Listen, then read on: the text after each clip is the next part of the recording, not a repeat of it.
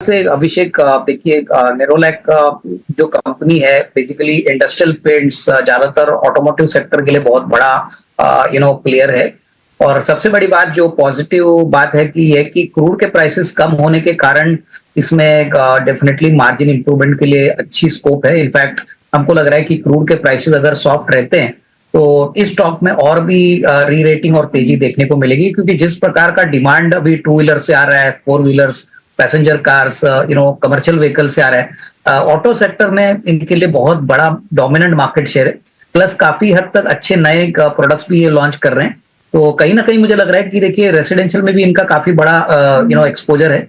तो raw material cost अगर दबा रहता है तो प्राइसेस इनके लिए मेरे ख्याल से मार्जिन इंप्रूवमेंट के लिए बहुत अच्छा स्कोप रहेगा। कम से कम 100-150 पॉइंट का मार्जिन इंप्रूवमेंट मुझे लग रहा है कि अगले साल होपफुली अगर क्रूड इसी लेवल पे रहता है तो डेफिनेटली इनको फायदा होगा। तो जिनके पास है वो होल्ड करे। शेयर में सस्ता नहीं है, बट मुझे लगता है कि ये री रेटिंग बड़ा ट्रिगर है और अगर ये चलता रहा तो मेरे ख्याल से आने वाले साल में अच्छा री रेटिंग यहां से भी आपको मिल सकता है। अभिषेक, एक कंपनी जो स्टील स्पेशलिटी स्टील में काम करती है और जो भारत फॉर्ज से कनेक्टेड है, कंपनी का नाम है कल्याणी स्टील। देखिए इस कंपनी के जो नतीजे आ गए हैं, मैं देख रहा था बहुत ही बढ़िया नंबर आ गए। करीबन 68% इबिटा बढ़ा है, करीबन 95 करोड़ का। और प्रॉफिट आफ्टर टैक्स दिसंबर क्वार्टर का करीबन 56 करोड़ आया, जो पिछले साल 35 करोड़ था। अभी इस कंपनी के बैकग्राउंड में बता दूं कि ये कंपनी बाबा कल्याणी ग्रुप की कंपनी है। ज्यादातर ये जो स्पेशलिटी स्टील बनाते हैं ये भारत फौज को जाता है और भारत फौज डिफेंस को केटर करता है। कमर्शियल व्हीकल्स में, यूएस मार्केट्स में जो एक्सल बीम होता है वहां पे जाता है। तो इनके लिए डिमांड का कोई प्रॉब्लम नहीं है, क्योंकि भारत फौज जिस प्रकार से ग्रो कर रहा है, इनकी ज्यादातर 60-70% खपत भारत फौज से आती है। और इसीलिए मुझे लग रहा है कि इस कंपनी को री रेट होने में टाइम नहीं लगेगा। सबसे बड़ी बात, ये एक ऐसी स्पेशलिटी स्टील कंपनी है जो 600 करोड़ की कैश और इन्वेस्टमेंट्स रखती है। मुश्किल से 200 करोड़ की कर्जा है। तो बेसिकली नेट डेट की बात करें तो काफी कैश बैलेंस शीट पे अभी भी है। और सबसे बड़ी बात, 22 करोड़ पे इस साल हमको लग रहा है कि 59-60 रुपए की अर्निंग आएगी। तो उस हिसाब से अभी कुछ 670 का भाव चल रहा है। मुझे लगता है कि करीबन 750 का एक टारगेट प्राइस कंफर्टेबली पॉसिबल है, क्योंकि इक्विटी भी छोटी है, अर्निंग्स ग्रोथ भी अच्छा रहेगा।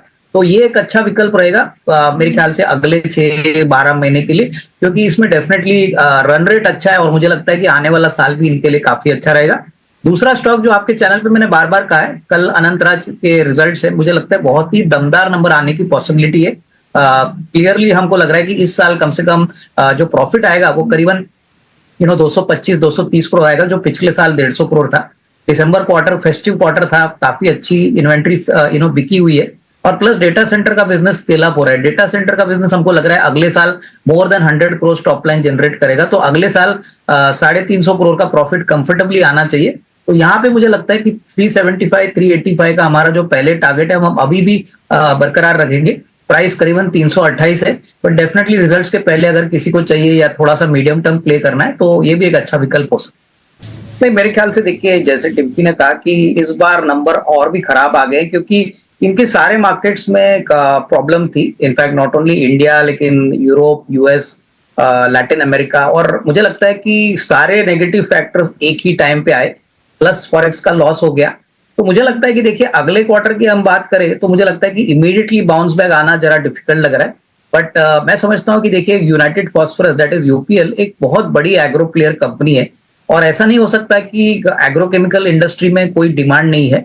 हो सकता है कि अगला क्वार्टर थोड़ा सा चैलेंजिंग हो, लेकिन नजरिया अगर आपका अगले 6-12 महीने का है तो मैं समझता हूं कि अगर स्टॉक में थोड़ी और गिरावट आती है, करीबन 450 तक आता है, तो डेफिनेटली जो कॉन्ट्रा इन्वेस्टर्स है उनको डेफिनेटली हिम्मत नहीं हारनी चाहिए। थोड़ा सा एवरेज भी कर सकते हैं। मेरे ख्याल से एक बार ये थोड़ा सा डोमेस्टिक मार्केट, ग्लोबल मार्केट में रिकवरी के साइंस आएंगे तो इसमें बाउंस बैक भी इक्वली शार्प होगा।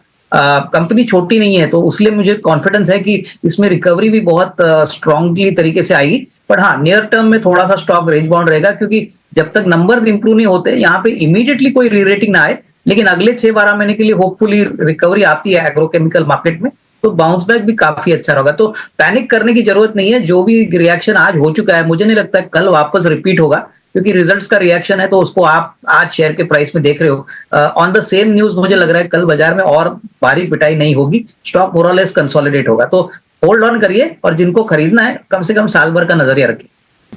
बहुत अच्छे नंबर्स इस बार आ गए हैं, एसेट क्वालिटी भी काफी अच्छी है।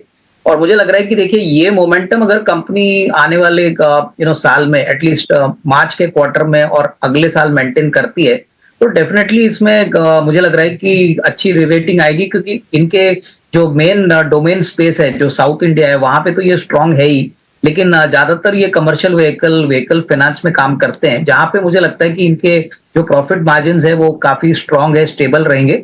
प्लस मुझे लग रहा है कि कोई बड़ा एसेट क्वालिटी का प्रॉब्लम इनको आएगा नहीं, तो वो पॉइंट ऑफ व्यू से होपफुली आने वाले महीनों में जब इंटरेस्ट रेट कट आएगा तभी थोड़ी सी बेनिफिट भी मिलेगी, क्योंकि देखिए एनबीएफसी को पैसा रिकवर करने के लिए बैंकों से जब फंडिंग मिलती है तो उसका भी बेनिफिट इनको इनके मार्जिन में मिलेगा।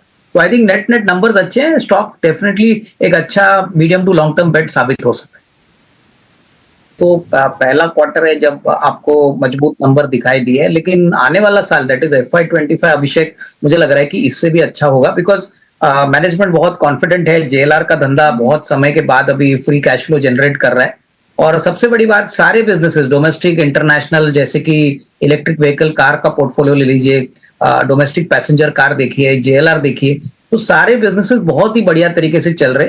तो मुझे नहीं लग रहा है कोई प्रॉब्लम होगी। जिनके पास बहुत ही निचले लेवल के शेयर है 500 रुपए के नीचे, इनको शायद थोड़ा सा प्रॉफिट बुक करके अपना कैपिटल कॉस्ट निकालना चाहिए, लेकिन जिन्होंने 700 रुपए में या 800 रुपए में खरीदे हैं, मेरे ख्याल से इतनी जल्दी ना करें। मुझे लगता है कि यहां से भी करीबन 1100-1200 का फर्स्ट टारगेट पॉसिबल है। आपके चैनल पे मैंने पहले भी कहा था कि 1050-1100 का हमारा टारगेट प्राइस था, तो फिलहाल तो 1050-1100 का एक फेयर वैल्यू दिखता है, लेकिन जैसे जैसे नंबर्स आने वाले साल में आएंगे मुझे लगता है कि और भी री-रेटिंग पॉसिबल है, क्योंकि बहुत समय के बाद ये री-रेटिंग आ रही है। बहुत अंडर परफॉर्मिंग स्टॉक था पहले, और अभी शायद मार्केट इसको और ऊपर के लेवल तक लेके जाने का पोटेंशियल रखता है। तो जिनके पास 700-800 की खरीदी है उनको होल्ड करना चाहिए।